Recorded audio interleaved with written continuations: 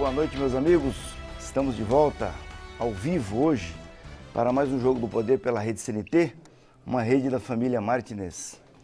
Recebo hoje aqui Adonai Filho, diretor comercial da Serra Verde Express, e Haroldo Schultz, presidente do Grupo Schultz. Vamos falar sobre turismo e, obviamente, como nós estamos com a Copa do Mundo em pleno curso no Brasil, apesar de tudo que foi feito para que ela não acontecesse, nós vamos falar também de Copa do Mundo. Boa noite, muito obrigado por vocês terem comparecido aqui na Rede CNT nesse horário. Sou muito grato por isso. Boa noite. Boa noite. Boa noite. Haroldo, eu queria saber de você o seguinte. Hoje a gente está assistindo o início da Copa do Mundo e vendo muita matéria produzida na imprensa internacional, na imprensa estrangeira. Eu passei alguns dias na Europa agora e li muito lá, né, com destaque sempre para o aspecto negativo e as pessoas me perguntavam lá o que estava acontecendo, se a Copa de fato ia acontecer. A dúvida existia, era uma coisa real na cabeça das pessoas, a ponto do sujeito começar a achar que será que quem comprou passagem, pacote para ir à Copa no Brasil deveria ter feito isso? Que tipo de prejuízo esse tipo de comportamento na mídia provoca para o país numa situação dessa? Bom, Rocha, eu fui totalmente a favor da questão do Brasil vir para a Copa do Mundo, né? Receber a Copa do Mundo, porque é um evento muito importante, é um maior evento mundial. São milhões, bilhões de pessoas vendo o nosso país, né? E é triste eu não ver o Brasil ter se preparado tanto quanto poderia para receber e para mostrar o quanto esse país é belo. Certamente a falta de infraestrutura, a falta de planejamento do nosso país vai prejudicar, mas de uma forma ou outra os turistas virão, porque o país é lindo e nós temos muito a oferecer. O turista que estiver aqui vai falar bem, mesmo com as nossas dificuldades. Mas poderíamos ter explorado muito melhor esse grande evento.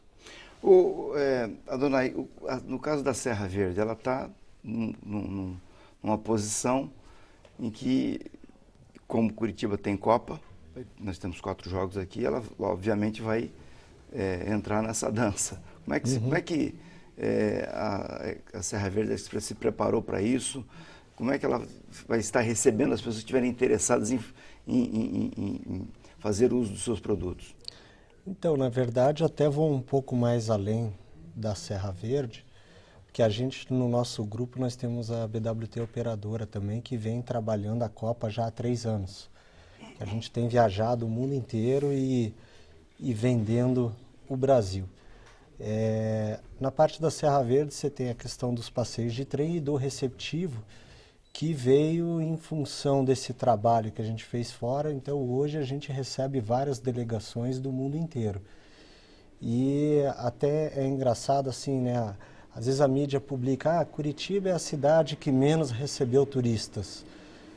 Só que é claro, a Copa começou agora e Curitiba é o último jogo da primeira rodada em Curitiba, então os turistas estão chegando. É claro que a gente sabe que Rio de Janeiro é onde mais vai receber turistas. Como sempre o ano inteiro, né? Vai ter uma quantidade de jogos maior, a final vai ser lá. Também, né? Então, mas existem turistas e um fato curioso, que muita gente fala, os jogos em Curitiba não são tão bons, mas está tudo cheio. A gente trabalhou, por exemplo, Paraguai, Bolívia, países que não se classificaram para a Copa e que estão vindo para Curitiba porque a gente foi lá, porque ninguém lembrou deles. A gente foi trabalhar países onde não tinha concorrência. Então, hoje nós temos turistas de vários países que não se classificaram, mas que, pela paixão pelo futebol, vieram para cá e estão aqui na nossa cidade.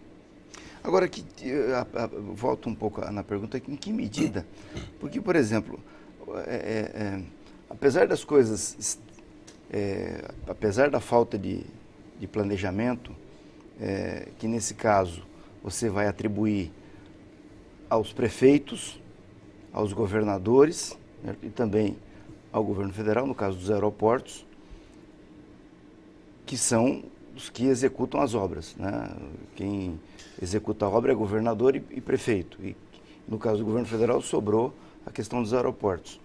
E essas coisas foram acontecendo. Eu, por exemplo, sempre acreditei que o aeroporto de Curitiba estaria pronto para atender a Copa do Mundo. Nunca tive a menor sombra de dúvida disso. Sempre tive a maior, total convicção de que o estádio do Atlético estaria pronto para atender a Copa do Mundo. Como também as obras de acessibilidade, né? A Avenida das Torres e tal, essa coisa toda. Enfim, a Copa vai acontecer em Curitiba e de fato está lá o aeroporto funcionando bem, né? A Avenida das Torres está totalmente adequada, eu passei por ela essa semana e já fiquei no último satisfeito minuto, né, de ver, exato, não importa. Né? E também o estádio, que eu vou no jogo amanhã, quero ver como é que ficou o estádio. Tenho certeza que vai estar maravilhoso o estádio. Eu vi um estádio da Copa no ano passado, um jogo da Espanha e da Nigéria em Salvador, estádio de Fortaleza, aliás, é um espetáculo, lindo, né? Mas, de certa forma, houve uma certa insistência, certo? Em ressaltar, né, que a coisa provavelmente não aconteceria. Isso atrapalha, não atrapalha? O perigo de não acontecer, eu acho que estava mais pelas manifestações que estavam ocorrendo no Brasil, né? Muito violentas, que talvez pudesse prejudicar a segurança das pessoas. Mas o povo brasileiro é um povo do bem, eu não vejo ele maltratar um turista. Ao contrário, o povo brasileiro gosta de receber o turista. Eu só sinto que faltou uma organização maior para poder explorar essa Copa para muitos anos. E para isso precisaria de mais planejamento turístico. Eu nem digo culpa do governo federal, ou estadual, ou municipal. Eu digo da organização, o comitê que trouxe a Copa do Mundo para o Brasil, talvez seja um dos maiores responsáveis por não ter juntado os políticos, talvez de forma adequada, e orientar realmente o que deveria ser feito. E talvez ter um Ministério da Copa, cuidando disso com um profissionalismo e não só um esportismo, né? Porque é muito grande, são milhões de pessoas vendo o nosso país como nunca aconteceu. O Brasil nunca teve tanta audiência como está tendo agora. E era um excelente momento para mostrar que esse país é maravilhoso. Adonai, tal como as coisas estão acontecendo, nós já tivemos o primeiro jogo, o Brasil ganhou. Tem gente que acha que o Brasil não está bem, não ganhou de 3-1. Para mim é o seguinte, Copa são 7 jogos, é um torneio. Né? 0-0 está resolvido. E o que importa são os 3 pontos.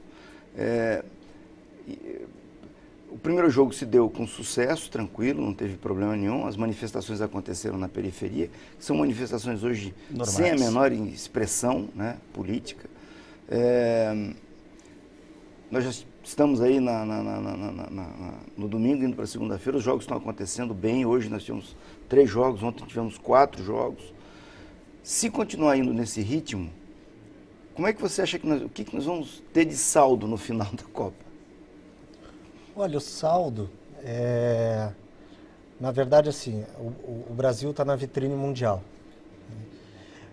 A gente perdeu uma parte realmente por não ter planejamento.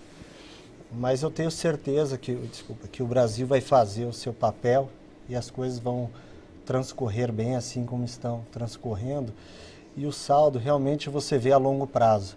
Porque, por exemplo, muita gente fala, está previsto 600 mil turistas para o Brasil. É muito pouco, porque não vai fazer grande diferença.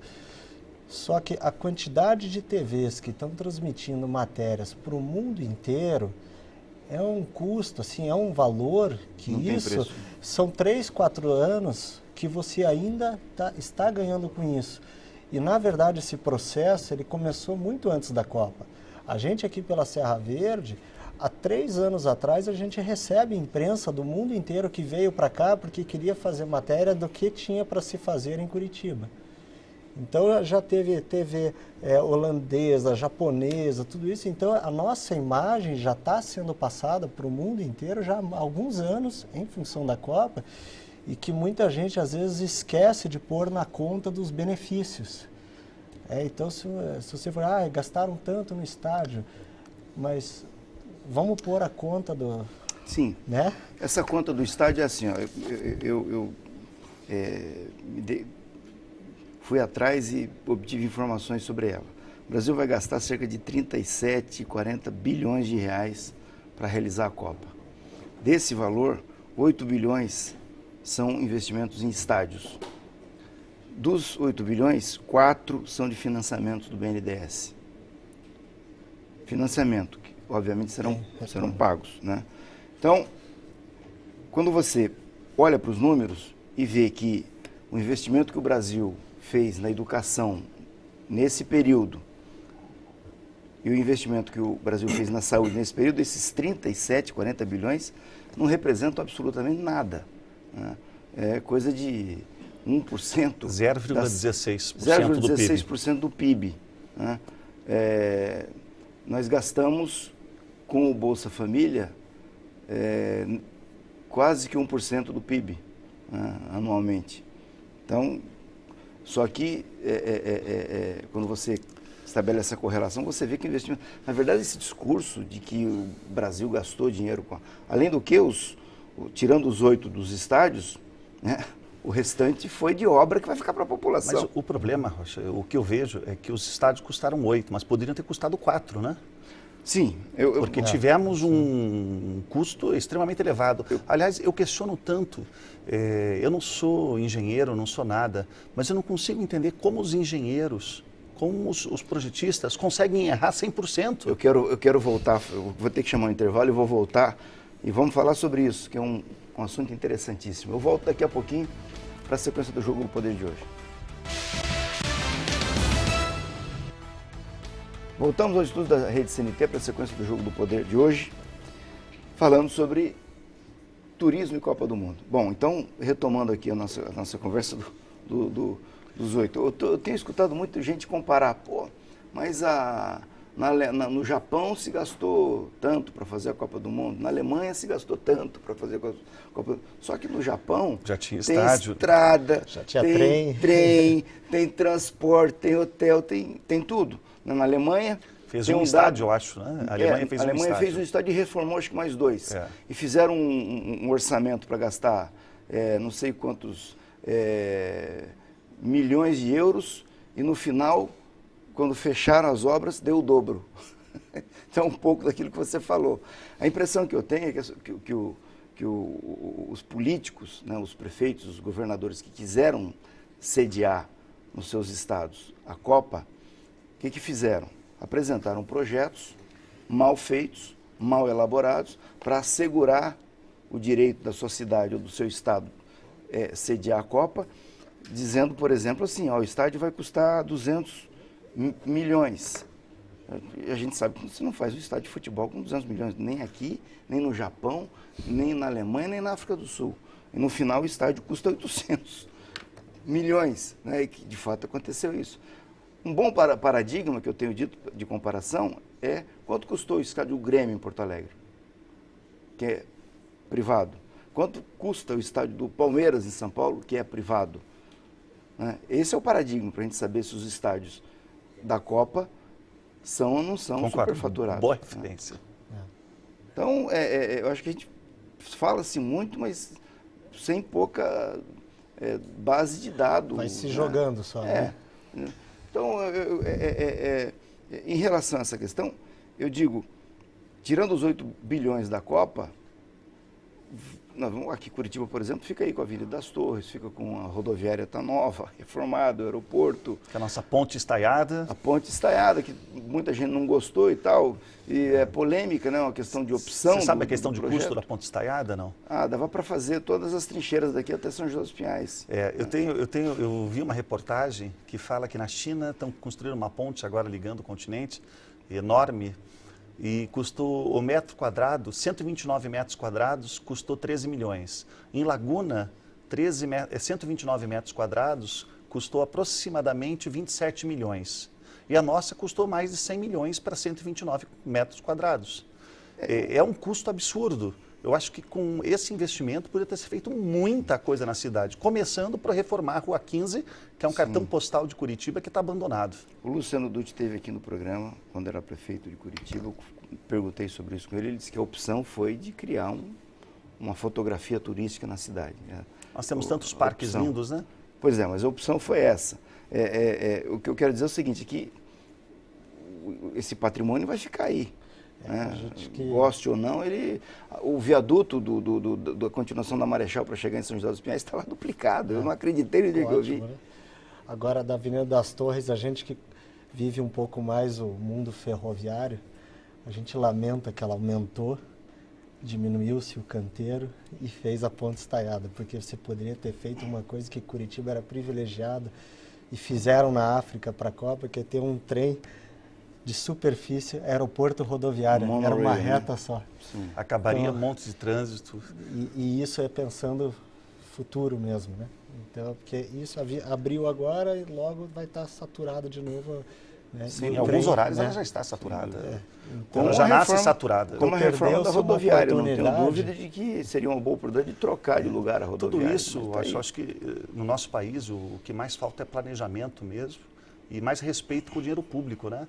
Eu acho que antes de investir tanto dinheiro numa ponte, tanto dinheiro num estádio, requer pensar outras prioridades do nosso país. Mas na casa do estádio eu defendo, eu sou a favor. Aliás, mas o estádio em Manaus? Eu acho que o estádio, já ouvi falar sobre isso, o estádio de Manaus vai entrar nesses pacotes de shows internacionais, nesses roteiros. Mas lá tem um problema. Porque lá é um destino. Né? Manaus, do lado do estádio, tem um espaço de shows que já acontece shows. Então, assim, ali especificamente não precisava, mas de qualquer forma, né, se der uso, eu acho muito que é válido, dinheiro, né? Para um capricho do governador ou de um prefeito. É muito dinheiro. O estádio, dizem a mesma coisa do estádio da Arena Pantanal. Né? Agora, vamos pôr aí o né? Vocês são dessa área, eu não sou, acho que é um equipamento, né, a ser explorado. E é uma situação aí, que né? Brasília resolveu, né? Porque Brasília, que não tem essa tradição tão forte do futebol com times de expressão, está levando Flamengo, Santos, Corinthians, né? Então eles resolveram dessa forma, então estão movimentando. E os shows, né? Brasília shows também nesse esquema então, dos shows. Fica, né, a lição, o exemplo, de repente, dessas regiões. Brasília parece que a média de presentes nos estádios é 500 pessoas por jogo do time atual de lá. 500 pessoas, a média. O que vai acontecer em Brasília é que os times grandes vão jogar lá. Sim. E quando joga o Flamengo, o Corinthians, o Santos, o Botafogo, aí o estádio... Né? Provavelmente daqui a uns 1000 anos está pago o custo do estádio. Eu não fiz essa conta não, mas como se trata de um equipamento público que vai poder ser usado, de repente pode ser privatizado, né? Sei, acho que o fato é que o estádio está lá e tem que arrumar uma solução para ele. Em Brasília, o metrô não funciona, é fraquíssimo, o transporte coletivo é péssimo, as pessoas têm que sair de carro, não tem onde estacionar, é uma cidade que cresceu demais e abandonada na periferia. Eu sei porque eu tenho filial lá e eu estou constantemente em Brasília. E o estádio não era prioridade. Podia fazer um estádio pela metade, menor, pequeno, que coubesse, atendesse a cidade. Eu não sou contra os estádios, longe disso, mas eu sinto que um país que tem tanta desigualdade poderia fazer melhor investimento com o seu dinheiro público. Sim, mas em relação a esse teu argumento, eu digo o seguinte, não existe uma prefeitura nesse país que não gasta dinheiro com festa de igreja.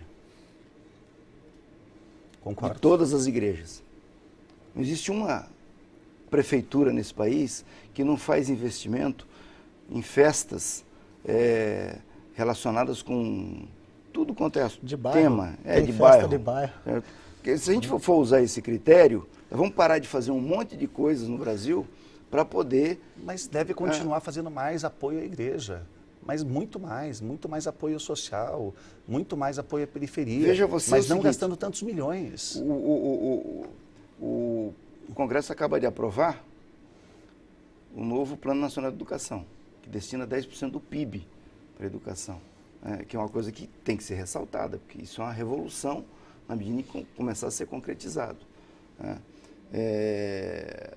Eu acho que uma coisa não exclui a outra, né? O futebol é uma coisa muito séria para o brasileiro, né? Inclusive na área de vocês deve ter alguma importância.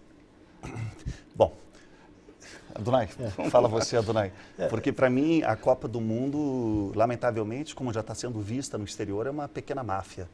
E no Brasil... Mas é a FIFA. Não é a FIFA só, é geral, né? E eu não vejo o futebol trazer benefícios para o setor do turismo em si. Tá? É muito pouco. A Copa do Mundo, sim. A nível de mídia, ela é fantástica. Isso, a nível de receita, não. A nível de mídia, é fantástica. Não tem evento maior no mundo hoje do que a Copa. Mas a nível de receita, não. Você acha que a Copa do Mundo no Brasil não vai trazer receita para o Brasil nos próximos anos? A Copa do Mundo não trouxe receita para o Brasil. A Copa do Mundo vai trazer em receita de mídia. E traria 10 vezes mais, 1000 vezes mais, se tivesse tido planejamento. Para nós mostrarmos um país bonito e um país que tem como saber atender os turistas, tem infraestrutura, tem segurança. E o Brasil, lamentavelmente, mostrou o contrário, que tudo é precário. Que está funcionando, está, mas precariamente, no mínimo necessário. E poderia ter feito muito melhor. Essa é a minha crítica. Tudo bem, mas se nós tivéssemos feito tudo melhor, como você está dizendo, o problema persiste. Nós estaremos investindo dinheiro na Copa do Mundo. Veja, infraestrutura, menos estádios. A FIFA, por exemplo, ela não exigiu 12 estádios. Ela pediu de 6, 8 ou 12. O Brasil optou por 12. E por que não 6? E por que não fazer em São Paulo, Rio de Janeiro, onde já tem estádios maravilhosos? Deixa eu fazer o contraponto para você. Quando o Brasil se candidatou para a Copa do Mundo e essa questão foi colocada, o único governador no Brasil que torceu o nariz para a Copa do Mundo chama-se Roberto Requião. E botou o Pessutti para cuidar desse assunto, porque ele não queria nem saber dessa história. Certo? Ficou o Beto Richa aqui, correndo atrás da Copa do Mundo. Os outros todos... foram atrás, correram atrás. Mas isso aconteceu quase 10 anos atrás, gente. Essa história nós tínhamos que estar discutindo lá. Agora não adianta mais. Aí que está. Em 10 anos não tiveram capacidade de ser planejado. Há 10 anos. Pois é, mas essa opção foi feita lá atrás. Hoje nós estamos vivendo. O único jornalista que eu ouvi falar contra isso, essa opção aí de, o Brasil podia escolher 8, 6 ou 12, escolheu 12, está errado, foi o Juca Kfouri. Na ocasião, ninguém mais falou no assunto. Agora, falando do futebol com o turismo, eu até acho que ele traz receita e pode trazer vários benefícios. Hoje no Brasil ele é muito mal explorado. Então, por exemplo, até pelos clubes de futebol. Então, vamos citar agora, até trazendo para campeonatos brasileiros, né? A gente teve a Copa do Brasil esse ano, o Atlético foi jogar a final com o Flamengo. A gente teve uma demanda muito grande e conseguiu acesso a ingresso para poder oferecer os pacotes. Agora, tiveram versões, anos anteriores, onde você não conseguia fazer isso. Ou existem, às vezes, campeonatos onde você não consegue ter acesso ao clube para poder proporcionar. E você que trabalha muito o turista brasileiro ou estrangeiro, por exemplo, ele vai ao Rio, muitos querem saber se vai ter jogo de futebol, porque ele quer ir num jogo do Maracanã. Sim. Então, eu acho que o futebol tem sim essa importância no Brasil como até um produto turístico, mas ele tem que ser mais organizado desde dos clubes até CBF, tudo isso, né? E eu acho que a Copa está trazendo receita, mas poderia ser muito mais. E isso não aconteceu porque o próprio Brasil teve suas deficiências na promoção lá fora. Eu vou chamar mais um intervalo e volto em seguida para a sequência do Jogo do Poder hoje, falando sobre Copa do Mundo e Turismo com Adonai Filho e Haroldo Schultz. Daqui a pouquinho eu estou de volta.